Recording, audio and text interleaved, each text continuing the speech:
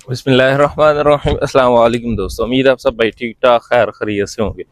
तो आज की वीडियो में जो इन्फॉर्मेशन मैं आपके साथ शेयर करने लगा हूं कि पाकिस्तान से जो नए बंदे सऊदी अरब के लिए आते हैं वो कुछ मिस्टेक कर देते हैं, कुछ गलतियां कर देते हैं, जिसकी वजह से उनको वीज़ा सही नहीं मिलता। यहाँ के आगे सऊदी अरब में आकर उनको काफ़ी सारी परेशानियों का सामना करना पड़ता है। तो जिस आप सबको आप भाइयों को पता है कि मैंने पाकिस्तान से लेकर सऊदी अरब आने तक एक नया सफ़र, एक नई जर्नी वीडियो के ज़रिए जो है अपने चैनल पर शेयर की है, जिसमें मैंने तकरीबन जितनी भी बातें नोट की है कि अगर बंदा ये गलती ना करे तो इससे जो है बंदे का फ़ायदा हो सकता है। तकरीबन काफ़ी सारी चीज़ें मैंने नोट किया, वो आज की वीडियो में मैं आपके साथ शेयर करूँगा। तो वीडियो को कंप्लीट वॉच करना और चैनल को ज़रूर से सब्सक्राइब कर लें। तो बात कर लें, सबसे पहली चीज़ जो होती है वो आमतौर पर हर बंदा जो करता है कि एक तो वो जल्दबाजी करता है कि जनाब किसी भी एजेंट के पास कोई भी वीज़ा आया तो उसने जनाब उससे कहा कि जनाब ये वीज़ा बहुत अच्छा, बहुत अच्छी कंपनी है। आगे पीछे से एक दो बंदों से उसने आपको जो मुतमिन कर लिया, तो आप उसकी बातों में आगे जल्दबाजी में आपने जनाब वो वीज़ा सेलेक्ट कर लिया।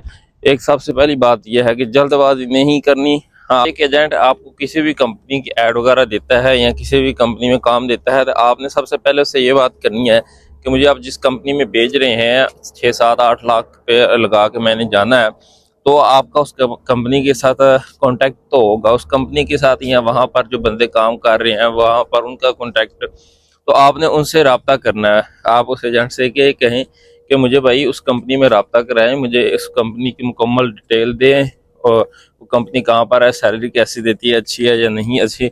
इस तरह का मतलब आपने एजेंट से बात करके उस कंपनी की मुकम्मल डिटेल लेनी है, खुद से भी रिसर्च करनी है कि ये कंपनी कैसी है, ठीक है ना। इस चीज़ में जल्दबाजी नहीं करनी कि सिर्फ एजेंट ने कह दिया कि ये कंपनी अच्छी है, उन्होंने एक दो बंदों से और बोल के जनाब, वो एजेंट ज़्यादातर ये करते हैं कि एक दो बंदों से जनाब इसको मुतमिन कर दो आप, वो आपको मुतमिन कर देंगे। तो आपने इस तरह की बातों में बिल्कुल नहीं आना। आपने उनसे ये कहना कि मुझे कंपनी के अंदर जो ऑलरेडी बंदे काम कर रहे हैं उनसे रब्ता करवाएं, ठीक है ना। और ख़ुद से भी आपने रिसर्च करनी है, कंपनी की मुकम्मल डिटेल, कंपनी की जो है लोकेशन वगैरह उनसे पूछनी है। और दूसरे नंबर पर जो गलती है वो मैं काफ़ी वीडियोस में पहले भी आपको बता चुका हूँ कि आपने जनाब किसी भी एजेंट को अपना पासपोर्ट जमा नहीं करवाना। पासपोर्ट वो इसलिए आपसे ले लेते हैं कि आप जनाब आपका पासपोर्ट जब उनके पास जमा होगा तो आप किसी और एजेंट से वीज़ा नहीं लेंगे। आपको वो 2 3 महीने जलील करने के बाद जनाब किसी भी जिस कंपनी में वो चाहेंगे फिर आपको वो भेज सकते हैं। जब आपका पासपोर्ट जमा कर लेंगे तो आपने पासपोर्ट जमा नहीं करवाना। और इसके अलावा तीसरे नंबर पर जो लोग गलती करते हैं कि वो एजेंट से रब्ता करके जनाब हमें किसी भी कंपनी का वीज़ा दे दो, वो आपकी सेल्फ सिलेक्शन करवा देते हैं, वीडियो के जरिए सिलेक्शन करवा देते हैं। तो आपने ये काम नहीं करना। अगर आपका किसी एजेंट के ऊपर पूरा आप मुतमिन है उनके ऊपर कि जनाब ये हमारे साथ दो नंबरी नहीं करेंगे, तो फिर ये काम हो सकता है।